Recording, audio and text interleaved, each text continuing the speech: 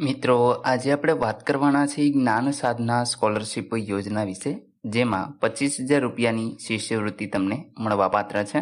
મિત્રો, 25,000 વિદ્યાર્થીઓને આ યોજનાનો લાભ છે એ મળશે. અહીં ધોરણ 8 પાસ જે વિદ્યાર્થીઓ હોય તેમને 9 થી 12 સુધી આ યોજનાનો લાભ છે એ મળવાપાત્ર છે.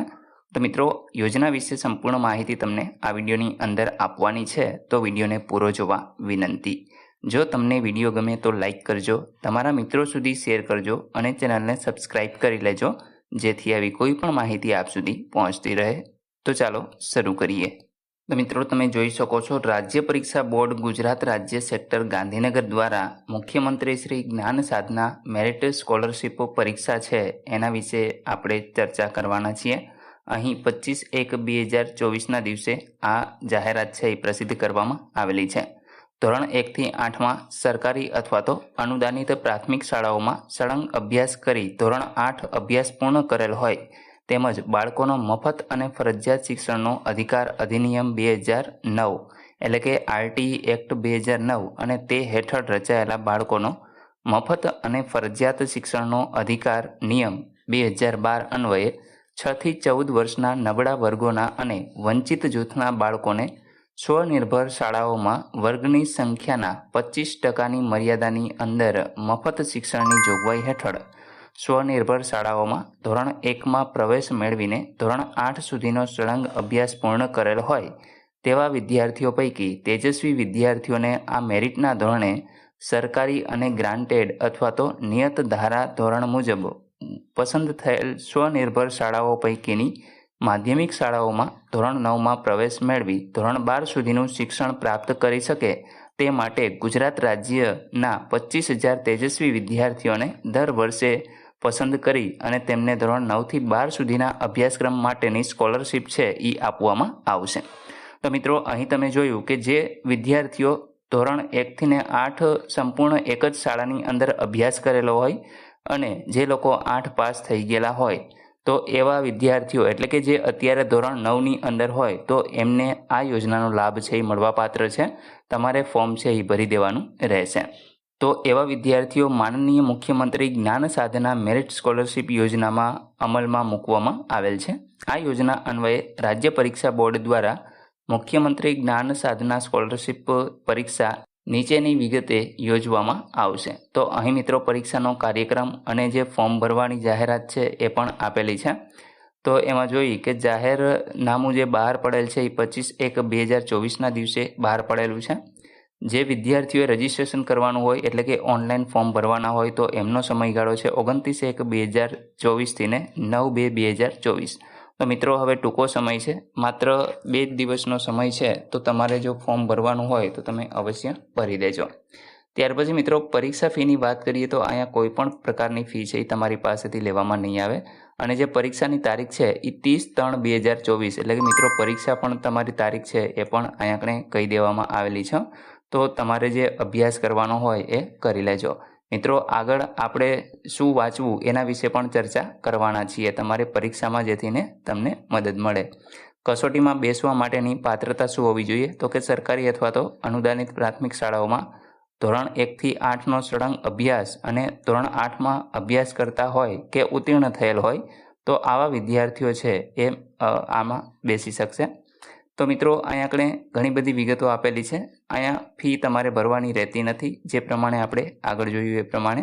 કસોટીનું માળખું છે એ OMR પદ્ધતિ પ્રમાણે એટલે કે તમને એક ક્વેશ્ચન પૂછશે અને નીચે 4 વિકલ્પો આપેલા હશે, તો એમાંથી તમારે જવાબ છે એ આપવાનો રહેશે. આ પરીક્ષાના પ્રશ્નો છે એ 120 ગુણનું રહેશે અને સમય તમને 150 મિનિટનો આપશે. એટલે કે મિત્રો, તમારું પ્રશ્નપત્ર છે એ 120 ગુણનું છે એ તમને પૂછવામાં આવશે અને દરેકનો 1 માર્ક રહેશે. ટોટલ તમને 2.5 કલાક જેવો સમય છે એ આપવામાં આવશે. પરીક્ષા છે એ ગુજરાતી અથવા તો અંગ્રેજી ભાષાની અંદર રહેશે અને પરીક્ષાનો જે ગુણભાર છે એ નીચે આપેલો છે. તો મિત્રો, કસોટીમાં તમને શું પૂછશે? તો કે MAT બૌદ્ધિક યોગ્યતા કસોટી, જેમના 40 પ્રશ્નોનું તમને પૂછવામાં આવશે અને ગુણ છે એ 40 રહેશે. ત્યાર પછી SAT શૈક્ષણિક યોગ્યતા કસોટીમાં 80 પ્રશ્નોનું પૂછશે અને 80 ગુણ રહેશે. સમય આપણે 2.5 કલાકનો તમને આપવામાં આવશે. કોઈ કિસ્સામાં વિદ્યાર્થીઓનું એક સરખું ગુણાંકન એટલે કે મેરિટમાં આવે તો પસંદગી યાદી તૈયાર કરવાની પદ્ધતિ નક્કી કરવાની આખરી સત્તા છે એ રાજ્ય પરીક્ષા બોર્ડની રહેશે. એટલે કે મિત્રો કોઈ વિદ્યાર્થીઓને ટાઈ થાય કે જેમાં બે વિદ્યાર્થીઓ છે તો બંનેને 85 મેરિટ યાદી અટકે તો એમાંથી પછી રાજ્ય પરીક્ષા બોર્ડ જે નક્કી કરે એમને સ્કોલરશીપ મળશે. પ્રજ્ઞાચક્ષુ વિદ્યાર્થીઓને 30 મિનિટનો સમય છે એ વધારે આપવામાં આવશે. તો અહીં MAT બૌદ્ધિક યોગ્યતા કસોટીના 40 પ્રશ્નો જેમાં શાબ્દિક અને અશાબ્દિક તાર્કિક ગણતરીના રહેશે. આ પ્રશ્નના આદ્રશ્ય, વર્ગીકરણ, સંખ્યાત્મક શ્રેણી, પેટર્ન, છુપાયેલી આકૃતિ, ધોરણને અનુરૂપ સામાન્ય જ્ઞાન વિષય આધારિત પ્રશ્ન તમને પૂછવામાં આવશે. SAT શૈક્ષણિક યોગ્યતા કસોટીના 80 પ્રશ્નોમાં ધોરણ 8ના ગણિતના 20 ગુણ, વિજ્ઞાનના 20 ગુણ, સામાજિક વિજ્ઞાનના 15 ગુણ, અંગ્રેજીના 10 અને ગુજરાતીના 10, હિન્દીના 5 આ તમામ વિષયો તમને આપેલા છે ગુણભાર સાથે અહીંયા તમે જોઈ શકો છો. અભ્યાસક્રમ ધોરણ 8નો ઉપરોક્ત વિષયનો રહેશે. તો મિત્રો અહીં જે તમારે તૈયારી કરવાની છે એ ધોરણ 8 અથવા તો એનાથી ઉપરના જે અભ્યાસક્રમ છે એની જ કરવાની રહેશે. પરીક્ષા કેન્દ્ર ક્યાં આવી શકે? તો મિત્રો ગુજરાત રાજ્યમાં જે તે તાલુકાની અંદર તમારી કસોટી અથવા તો પરીક્ષા કેન્દ્ર છે એ નક્કી કરવામાં આવશે. જેની સત્તા છે એ ગુજરાત માધ્યમિક અને ઉચ્ચતર માધ્યમિક શિક્ષણ બોર્ડના ધોરણ 10 અને 12ના પરીક્ષા કેન્દ્ર પર વિદ્યાર્થીઓને બોર્ડ દ્વારા ફાળવવામાં આવેલ પરીક્ષા કેન્દ્ર પર સ્વખર્ચે છે એ ઉપસ્થિત રહેવાનું રહેશે. જ્ઞાન સાધના મેરિટ સ્કોલરશીપ પરીક્ષાનું પરિણામ અને મેરિટ લિસ્ટ છે એ આ વેબસાઇટ ઉપર મૂકવામાં આવશે. વેબસાઇટ આપેલી છે acbexam.org. તો મિત્રો આ વેબસાઇટ તમારે જોતું રહેવાનું છે અથવા તો તમે આપણી ચેનલને સબસ્ક્રાઈબ કરી લેશો તો મિત્રો કોઈ પણ પ્રકારની માહિતી છે એ આવશે તો આપણે એના વિશે અવશ્ય વિડીયો બનાવી અને અપલોડ કરશું જેથી તમને માહિતી મળી રહે. ઉપરોક્ત વિષયમાં યાદી પૈકીના બાળકોના દસ્તાવેજોની ખરાઈ છે જિલ્લા શિક્ષણાધિકારી શ્રી દ્વારા નિયામક શ્રી શાળાઓની સૂચના અનુસાર છે કરવામાં આવશે. વિદ્યાર્થીઓના પ્રવેશ માટેની પ્રક્રિયા અહીંયા આપેલી છે. ઉપર મુજબ ખરાઈ પછી જે વિદ્યાર્થીઓ મુખ્યમંત્રી જ્ઞાન સાધના મેરિટ સ્કોલરશીપ માટે પાત્ર થાય છે તેવા વિદ્યાર્થીઓનું કામચલાઉ મેરિટ લિસ્ટ છે એ નિયામક શ્રી શાળાઓની કચેરી દ્વારા એક અલાયદા પોર્ટલ પર છે એ પ્રસિદ્ધ કરવામાં આવશે. એટલે કે મિત્રો જે વિદ્યાર્થીઓ મેરિટમાં આવી જશે તો એમનું એક અલગ લિસ્ટ છે એ બહાર પાડવામાં આવશે. અહીં રાજ્ય કક્ષાની યાદીમાં તૈયાર કરતી વખતે સરકારના ધારાધોરણ મુજબ અનુસૂચિત જાતિ, જનજાતિ વિદ્યાર્થીઓનો સમાવેશ કરવાનો રહેશે અને દરેક કેટેગરીની અંદર 50% લાભાર્થી કન્યાઓ રહેશે. તો મિત્રો અહીંયા મહિલાઓને અનામત 50% આપવામાં આવશે. સ્કોલરશીપ માટે પાત્રતા ધરાવતા વિદ્યાર્થીઓ નિયત સમય મર્યાદામાં ક્રમ નંબર 3 તારીખ 20/10/2023ના સુધારા ઠરાવ મુજબ દર્શાવ્યા પ્રમાણની કોઈપણ શાળામાં ધોરણ 9માં પ્રવેશ મેળવી શકે છે. તે ઉપરાંત મિત્રો અહીંયા ઘણી અન્ય પણ સૂચનાઓ છે એ તમને આપવામાં આવેલી છે. તમે વિડીયોને પોઝ કરી અને વાંચી લેજો. હું જો અહીંયા તમને બધી જ માહિતી આપવા બેસીશ તો મિત્રો વિડીયો છે એ ખૂબ લાંબો થઈ જશે અને તમે ખુદ કંટાળી જશો.